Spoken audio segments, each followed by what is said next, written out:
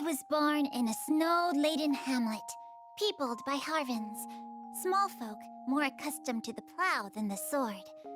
We believed the skies far too vast for us, and, as I was soon to learn, its dangers far too many. It happened when I was yet a green, callow youth.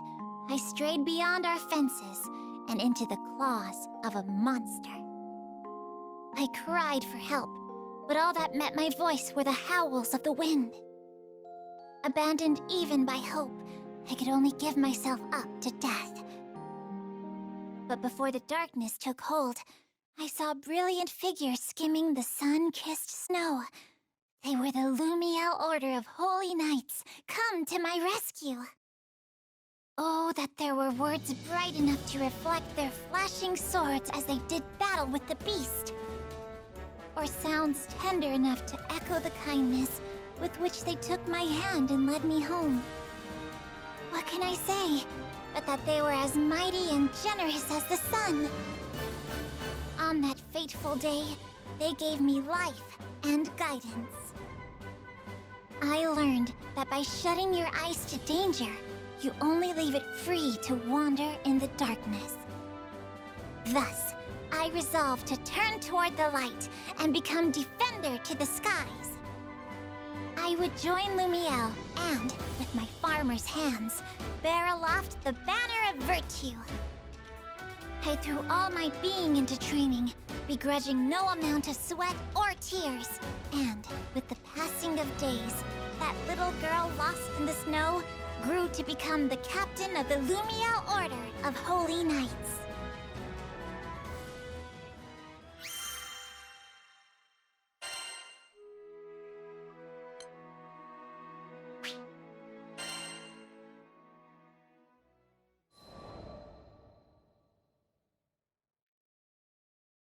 As captain of an Order of Knights, I was faced with a colossal problem. And that was my small stature. No one had ever heard of a Harvin leading a charge, what with our stout legs and poor reach. Now that I lived among drafts and humans, I would have to develop a style of combat that would turn my size, if I may so phrase it, into a matter of little importance. Seeing that I worked twice as hard, despite being half as large, my compatriots grew to respect me. When I was appointed captain, their very heartstrings thrummed with joy. But even the brightest diamond has its flaws. Within Lumiel's proud walls, there were some that scoffed to behold a Harvin captain of their knights. For my part, I cared not what was said of me.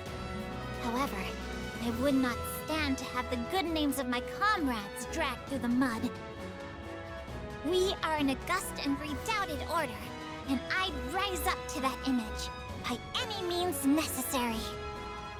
Thus began my days of height exercises, stretching devices, and miraculous concoctions. Not all came from reputable sources, but I took a tactical approach. If it had a chance of working, I'd try it. Days grew into weeks, which grew into months. But I grew not 1 inch. Then, it happened. Right as I was on the verge of losing all hope, word reached me of a distant village that had devised a height tonic. Here was the answer to all my prayers.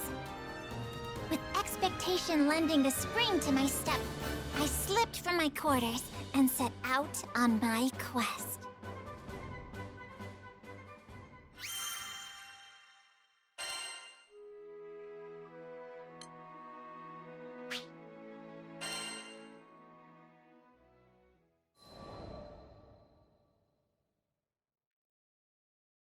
I had to take a mountain pass to the village, which was, in a word, perilous. Of course, I refer not to the countless monsters and bandits, whom I took down with ease. It was the tall steps and great boulders, insurmountable obstacles for a Harvin. I was forced to return to the foothills where, through Lady Sierra Carte, I sent out a dispatch for help. That was how I met the captain and crew of the Grand Cipher. With their aid, I reached the village without further incident, only to have my dreams utterly crushed. It turned out that this magic tonic was merely your average growth stimulant, designed to help a budding youth blossom to a seemly height. It could do little for a woman like me, already in the prime of her life. Thus, all my best efforts were dashed to foam. For the first and only time in my life, I cursed fate for cutting me out of so short a cloth. However, it was within the depths of despair that I would find new hope. The crew of the Grand Cipher was bound for Estalucia, which is said to be an island of miracles. Could not some power there give me what I seek? With newfound resolve, I was determined to accompany the captain to the end of the skies. Needless to say, it pained me to take leave of the Lumiel Order. I still remember the look of surprise on former Officer Bautorda's face when I told him of my resolution. But in the end, he expressed his admiration for me and my quest to become the very figure of virtue. Lady Bridget and Lady Cordelia also gave me their blessings. Oh, there are no words to express how grateful I am to my kind comrades.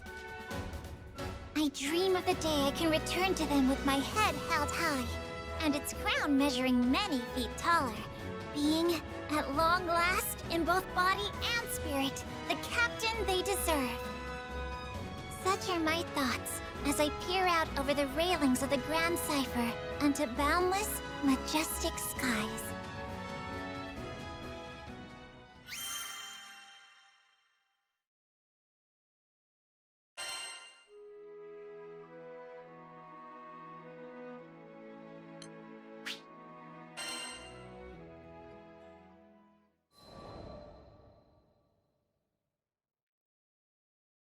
One day, when I was visiting Seed Hollow on business, I espied a young man crouched in a corner of the central plaza.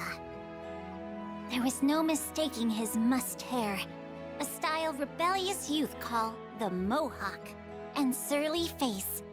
Here was Sir Soupstock, helmsman of the family Zothba. Is something the matter? The lad met my inquiry with a scowl. The hell are you looking at? Beat it, kid. Wait, hold on a sec. Ain't you a part of that crew? Assured of my goodwill, Sir Soupstock unfolded his troubles. Whilst making his usual rounds squaring away accounts, the lad had met with some resistance. One of their clients, a nobleman disdainful of Sir Soupstock's low birth and tender age, had refused to pay. I'm an officer too, you know. Got my own grunts working under me, good people. But we're dealing with the real frilly-pants, blue-blooded noble here. Any attempt to rough him up, and it's straight to the slammer. 'Twas a treacherous path, Sir Soupstock added.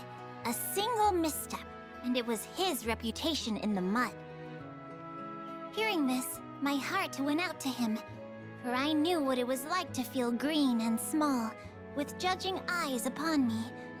I offered him my aid. I appreciate the thought, but no offense.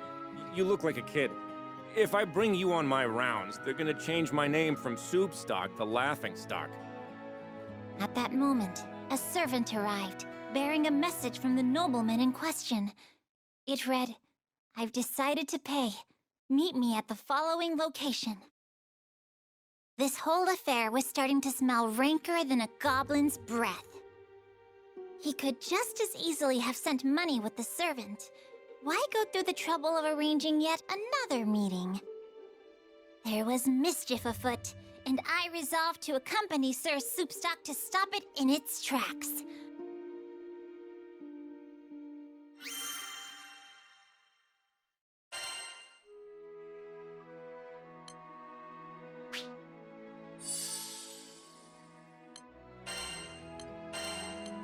Ready. Let's do it!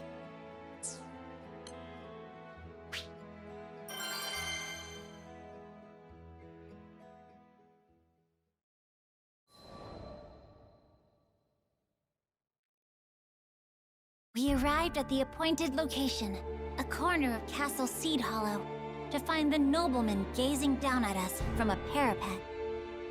Ah, just the face I've been waiting to see. My hair stood on end. The crooked smile on his face spoke louder than words. Though I knew his intentions to be wicked, still, I tried to help the man see reason. You gave your word to pay the family Zathba what they are due. Surely you would not break your troth and besmirch your honor. But the man only sneered. Leveling a finger at us, he cried, My brothers and sisters of the one true church, these are the enemies of Avia. In the blink of an eye, we were surrounded by Aviate soldiers. You did well to lead us here. So these were the remnants of Avia. Even the fall of the church had not been enough to shake their faith in Lilith. In their eyes, Sir Soupstock and I were interlopers, blasphemers they must put to death. You've got another thing coming if you think you're gonna get away with this. Sir Soupstock glared up at the Cullion. I too felt a righteous rage boiling within me. Crooked Vice must be beaten straight with the hammer of justice. You shall rue the day you brought the wrath of Charlotta Fenia upon your heads!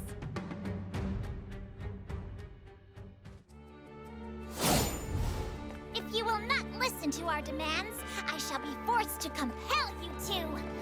Does anyone else hear a buzzing little flea? Go forth, my Kayuatar, and decimate them! Watch out for the shooters! Ready yourself!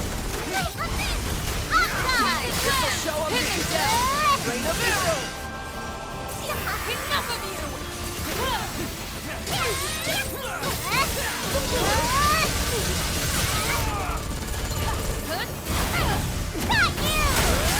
Looking good! Oh, most impressive! Good thing not a coin was spared to ensure your defeat. If you've got that much dough, just pay us already. I'm sorry. I don't speak calmly. You've got more spine than I thought. But no matter. I have soldiers enough to crush you. 1,000 wicked soldiers is not worth one virtuous knight! Troop of my father. These Skyfarers are insane. Behold the righteous blade of a holy knight! I'm coming! You must be joking. Do any of you claws actually know how to fight? Enchanted land! Yes, he's mine! Follow through! Light. Blood has never felt better! There's nothing to fear. Behold our virtuous power! Cut you up. Finish! Got you! Apply my might! Pin them down! I command you! What? Don't want us to break your expensive boy?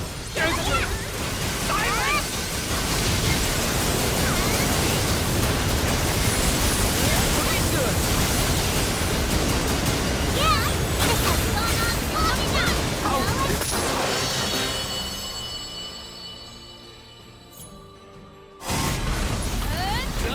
A nightmare! This is not fair!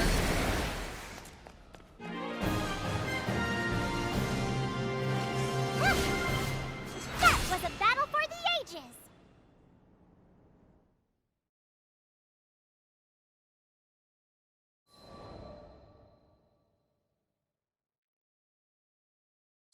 Sweet blazing broth. That crew of yours really is full of beasts. After making some courteous response to Sir Soupstock, I turned my attention to the nobleman. You must pay for what you bought. I thought even children knew that.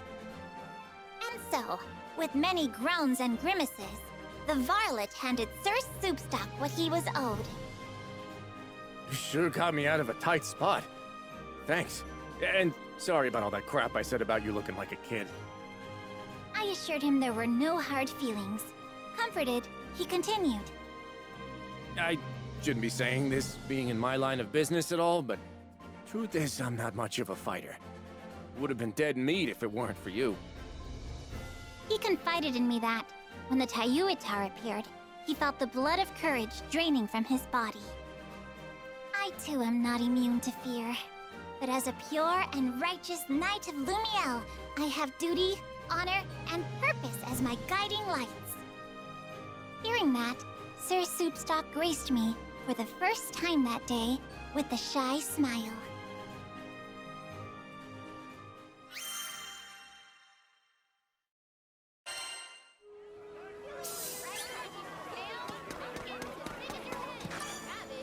Need something?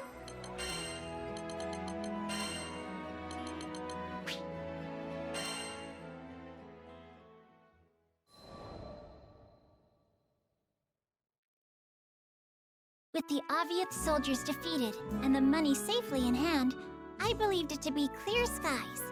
And yet, some clouds still darken Sir Soupstock's brow. Man, I can't even do my job without somebody holding my hand. Maybe I just ain't cut out for this, yeah? Apparently, even his own officers afforded him little respect. However, I saw in his earnest eyes and noble bearing that he had the makings of a great leader.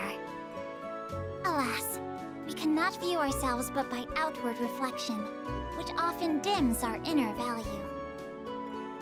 You were given high office, Sir Soupstock. Does that not mean someone sees in you true worthiness, though you yourself may be blind to it? You must polish yourself until the quality of your character shines forth for all the world to behold. If you remain forever pure and forever righteous, then surely those around you will be attracted by your light. The lad lent me an attentive ear. But my words were not enough to blow the clouds of doubt from his face. I mean, just take a look at how our city's split. You've got Golden Oaks, where the nobles and elite dwell, and the rest of us tucked away in Copper Square, which is, let's face it, a slum. He continued. Those wide-eyed beliefs of yours wouldn't last 2 seconds among the dirt and smoke of Copper Square.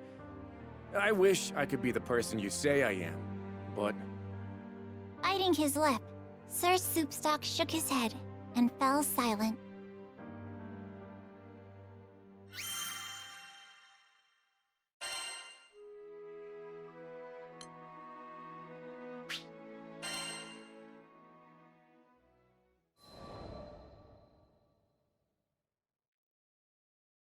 A few days later, Sir Soupstock asked me to meet with him again. In a cozy Seed Hollow tavern, he told me he'd investigated our erstwhile friend, the nobleman. It seemed the scoundrel was now prancing about the city, spreading lies and slander about the family Zothba. Sir Soupstock hoped to make his own rounds and mend what damage he could. But, fearing yet another ambush from Avia, he hoped I would accompany him as his guard. His own staff, infuriated by the nobleman's dastardly doings, were foaming at the mouth and mad for a fight. However, the level-minded Sir Soupstock knew that stooping to bloody violence would only further stain their image. I've gone through his dirty linen, and believe me, there's a lot of filth. I'd leak it now, but with these rumors floating around, I don't know if anybody'd believe me. Never one to stand for such injustice, I began cudgeling my brain for a solution.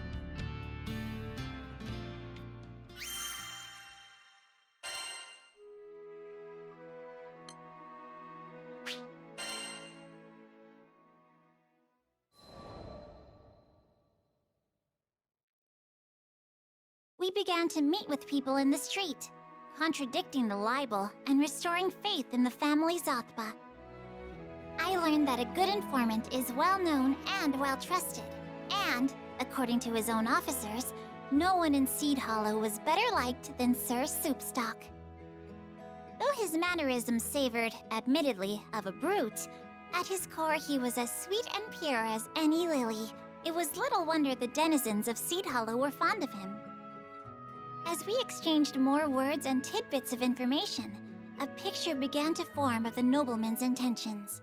He was not acting, it seemed, solely from a place of vengeance.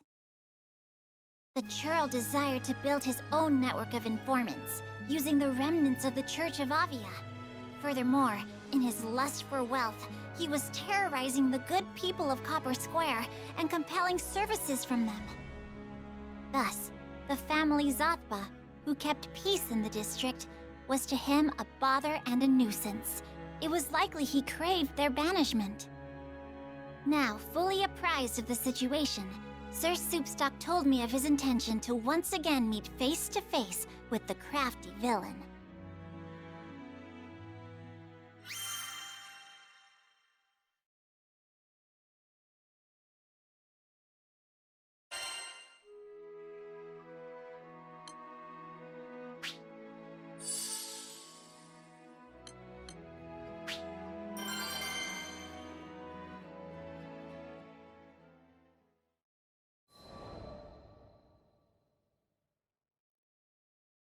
We called upon the nobleman, who, as before, had found himself a lofty place to stand, no doubt to compensate for his lowness of character. Sir Soupstock stepped bravely forth and spoke thus. Listen, punk. We know you've been kidnapping people and using them for forced labor, which is, FYI, illegal. I've also got proof that all the money from that phony charity of yours is being used to hire Aviath soldiers. And?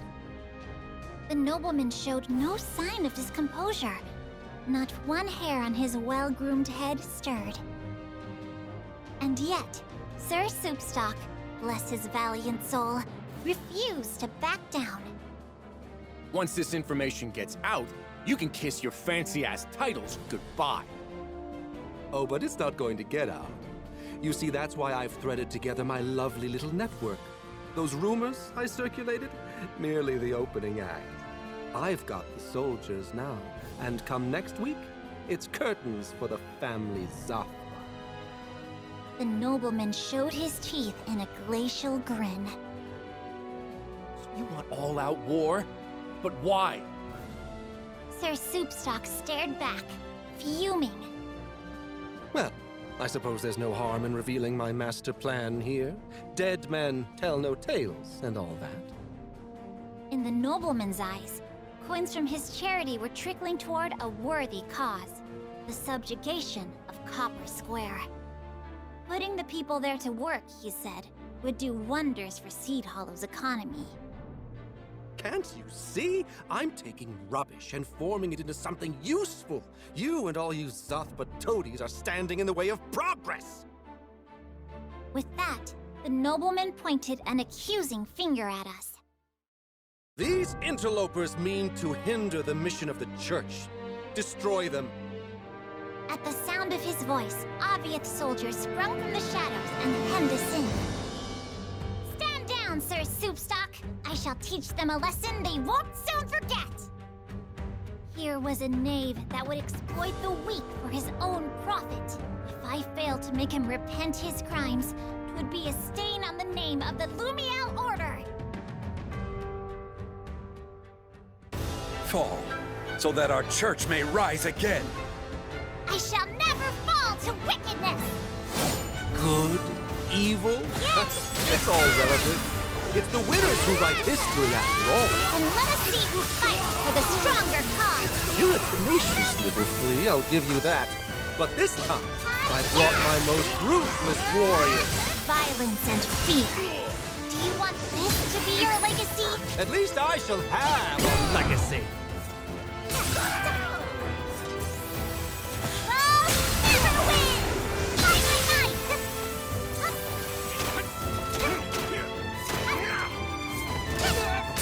What? You can't even kill a little girl? Fool! Worthless pig! How dare you speak to your comrades like that? You're the only pig here! Not you!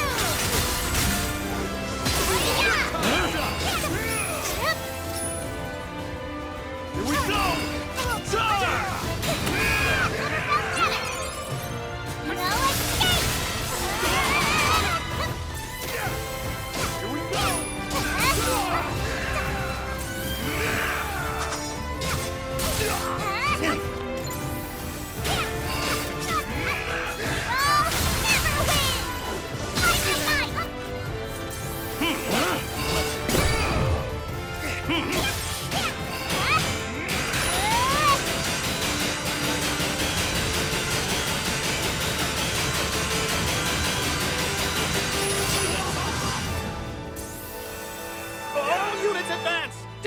Destroy them! Destroy them!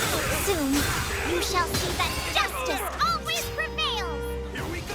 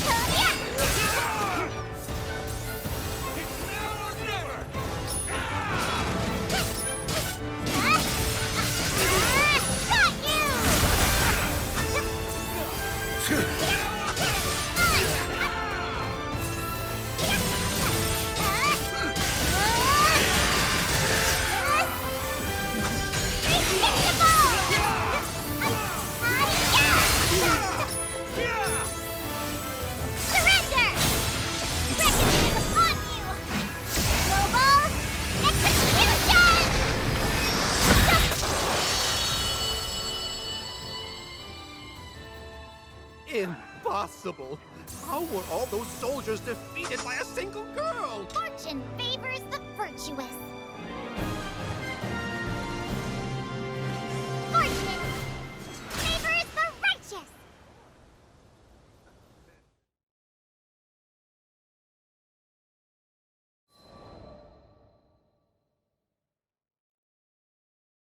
A leader must earn the good graces of their followers through pure and righteous conduct.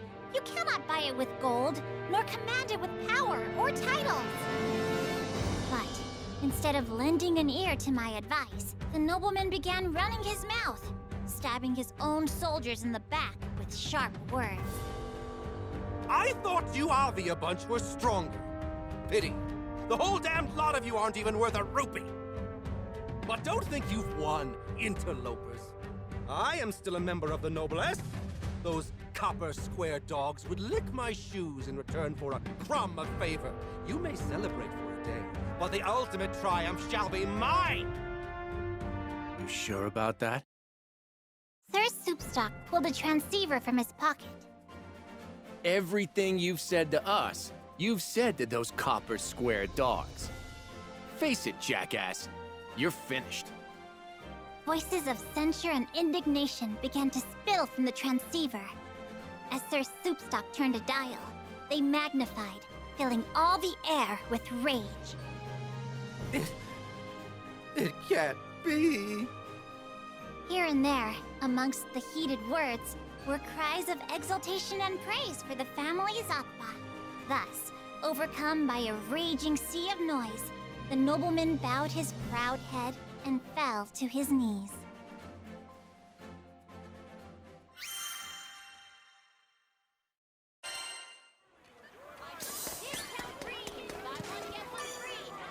Need something?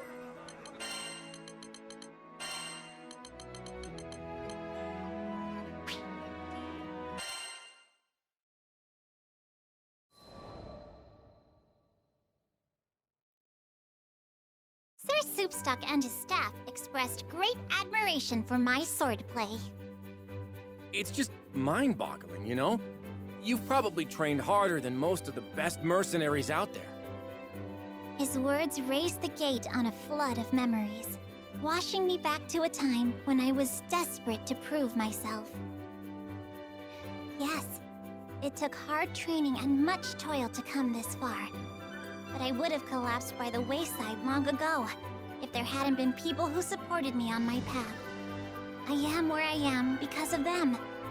Now, I tried to pay their goodwill forward by helping others as they helped me. So you never stopped trying to be the best version of yourself. Sir Soupstock turned his eyes toward the heavens. I wish I could be strong like you. I wish I had the guts to just go busting in through the front door, sword blazing and ready to dispense justice. Hearing this, all of his officers raised their voices in protest. But you are strong. You got it all, man. The brains, the chill, the network, and the integrity. You could search the whole sky and never find a better informant. We're proud to work for you. Couldn't have said it better myself. Sir Zoppa, who'd been watching from afar, made his way forward and clapped a hand on Sir Soupstock's shoulder. You did good, Soupstock. Just like I knew you would. Boss, it's an honor. And that was the first time I ever saw Sir Soupstock give free rein to his emotions.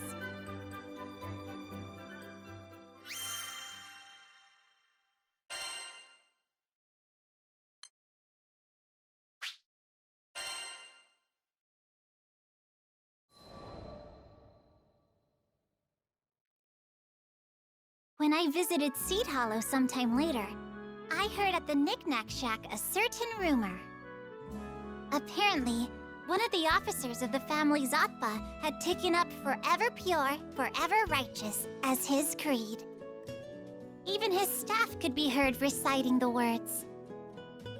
The Justice Soup Gang, led by Mr. Mohawk, has been getting a lot of missions lately, and the family Zoppa stocks are on the rise. Their soup stock, that is. I glanced about me and saw only faces as bright as the sun. And I knew in my heart that the warmth of those smiles did not derive from Lady Sierra Carte's rather pitiable jest.